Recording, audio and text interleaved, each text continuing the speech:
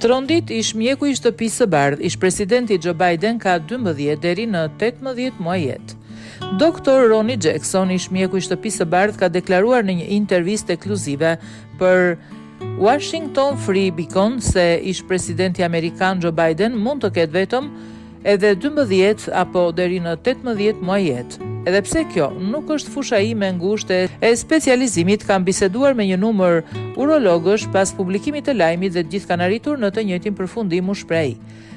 Doktori shtoi se bazuar në informacionet që ka dhe analizat e ofruara nga mjek specialist, perspektiva e jetës së 82 vjeçarit është e kufizuar në këtë afat kohor. Megjithatë, Dr. Jackson thekson se mbetet e më shpreh se trajtimet avancuara që po i ofrohen Joe Bideni do të jenë efektive, duke i dhënë mundësi të jetojë më gjatë